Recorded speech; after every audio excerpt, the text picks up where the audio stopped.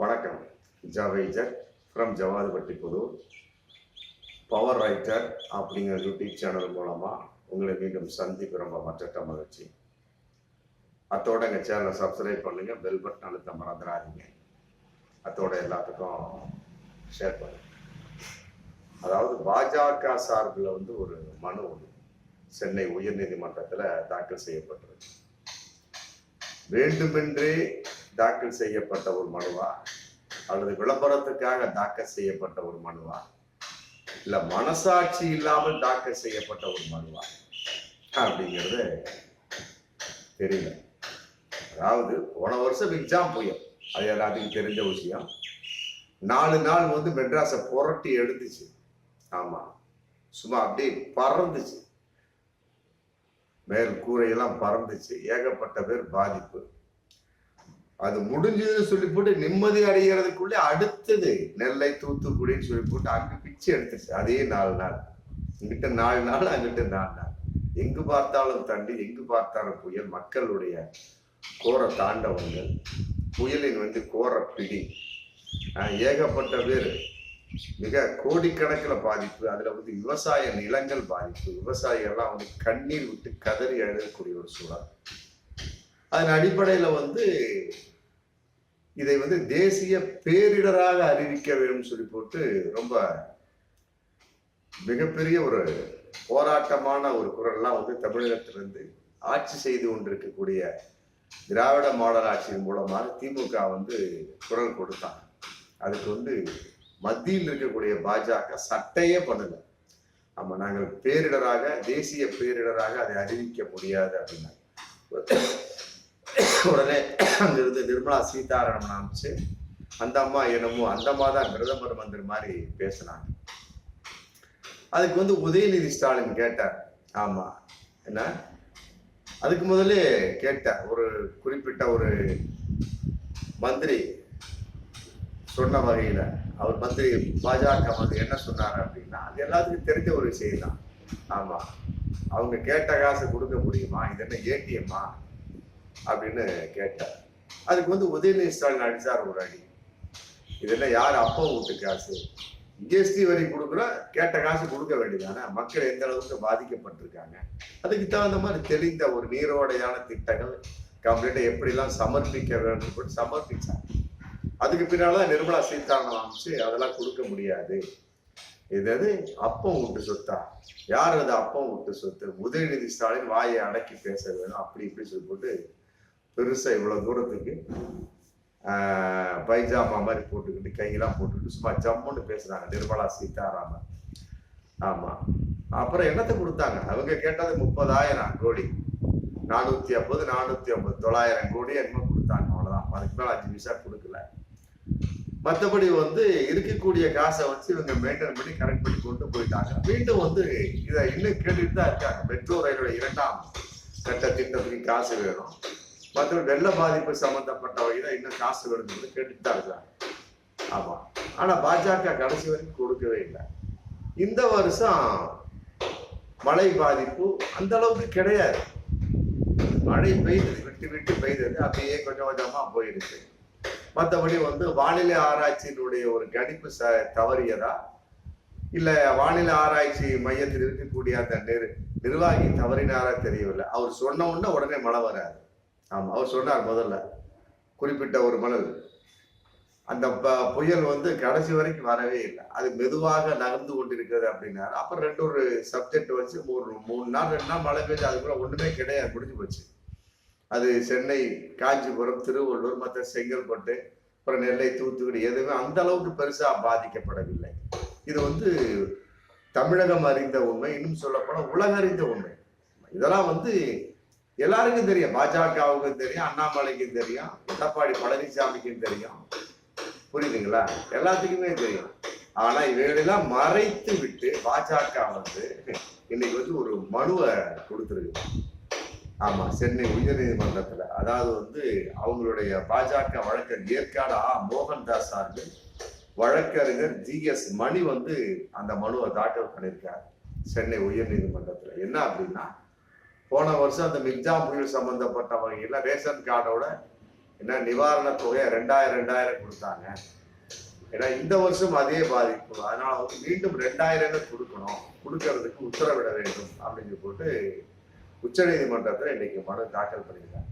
எப்படி பாருங்க, போன வருஷம் என்ன நிலைமை இப்பதான் சொல்லி முடிச்சோம், இந்த வருஷம் என்ன நிலைமை? இந்த வருஷம் அதோட கம்மியா கொடுக்குறாங்க, டோக்கன்லாம் கொடுத்தாச்சு, போயிட்டு இருக்கு.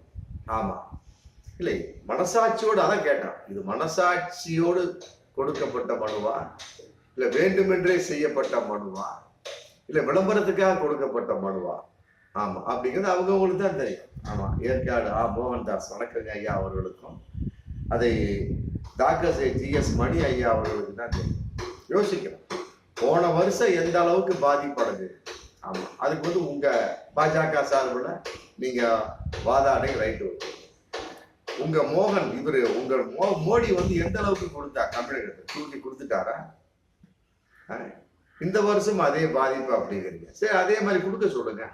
போன வருஷம் கொடுத்துருந்தாருன்னா 30,000 கோடி, இந்த வருஷம் 30,000 கோடி கொடுக்க சொல்லுங்க. தமிழக அரசு கட்டாயமா கொடுப்பாங்க, அதுல மாற்று கருத்து. 30,000 கோடி கேட்டது கொடுக்காமலே அவங்க 2,000 போன வருஷம் கொடுத்தாங்க. இந்த வருஷம் அதுக்கு தகுந்த மாதிரி ரொம்ப கம்மியா கொடுத்துட்டு இருக்கிறாங்க. இல்லைன்னு சொல்ல, டோக்கன்லாம் விடையும் வச்சாச்சு, மக்கள் சூழ்நிலை வாங்கிட்டு இருக்கிறாங்க. இருந்தாலும் போன வருஷத்தை போட்டு இந்த வருஷம் பாதிப்பு இருந்ததா அப்படிங்கிற கேள்விக்கு என்ன நீங்க பதில் சொல்ல முடியும்? சொல்லுங்க பாப்போம். இந்த வருஷம் விவசாய நிலங்கள் அவ்வளவு பாதிக்கப்பட்டு இவ்வளவு பாதிக்கப்பட்டு எங்க இருக்கு? ஒரு மக்களை சொல்ல பாருங்க, பாதிப்பு உண்மைதான். போன வருஷத்தை போட்டு தேசிய பேரிடராக அறிவிக்கக்கூடிய அளவுக்கு இந்த வருஷம் தமிழகம் பாதிக்கப்பட்டதா? உங்களுடைய பாஜக அரசு அதை ஒத்துழைத்து தேசிய பேரிடரை பார்த்தா அப்ப 30,000 கோடி பிடிச்சிட்டு கொடுத்தாங்களா? இந்த மனுவை வந்து மோடிக்கு எதிராக அமித்ஷா நிறுத்த நீங்க போடலாம். நான் வந்து ஏற்காடு மோகன்தாஸை பார்த்து ஜிஎஸ் மணியை பார்த்து கேட்கிறேன், மோடியை பார்த்து போடுங்களேன். போன வருஷம் நீங்க போட்டீங்களா?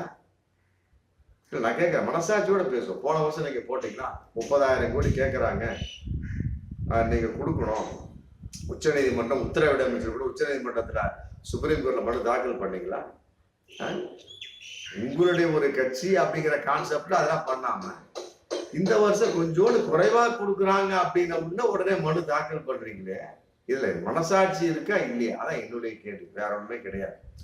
போன வருஷம் அதே மாதிரி பாதிப்பு இருந்திருந்து இந்த வருஷம் குறைச்சிருந்தா கூட பரவாயில்லை. போன வருஷம் கொடுத்தாங்க, 2,000 கொடுத்தாங்க, இந்த வருஷம் பாதிப்பு இல்லை, அதனால குறைவா கொடுக்குறாங்க. இதுல என்ன தவறு இருக்கு?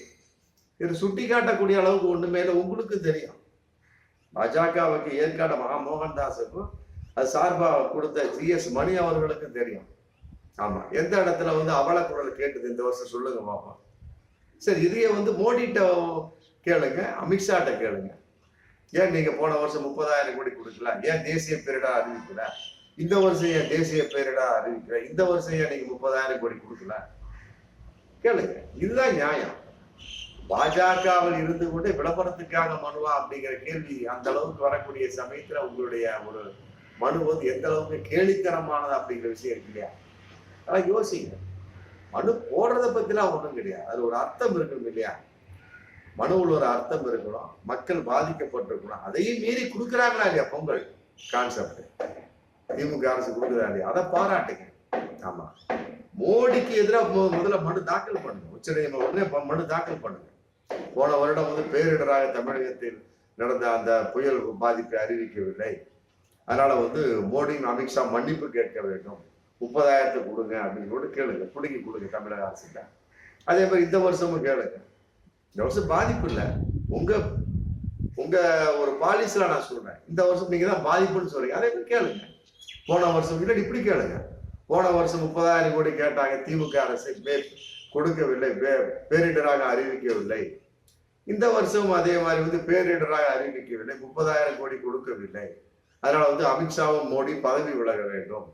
உச்ச நீதிமன்றம் இந்த கேஸை தானாக தொடர்ந்து ஆமா அதை செயல்படுத்தணும் அப்படின்னு உச்ச நீதிமன்றத்தை வழக்கு தாக்கல் பண்ணுங்க. முடியுமா? பாஜகவில் இருந்து கொண்டே உங்களால் செய்ய முடியுமா? அதான் மனசாட்சி உள்ள மனிதர்கள் பேர். கட்டாயமா முடியாது. காரணம் என்ன? இது விளம்பர மனு, மனசாட்சி இல்லாத மனு. ஆமா, இன்னும் சொல்ல போனா இது வந்து ஏற்றுக்கொள்ளத்தக்கக்கூடிய மனு அப்படிங்கிறது அது அவங்க சொல்லுவாங்க.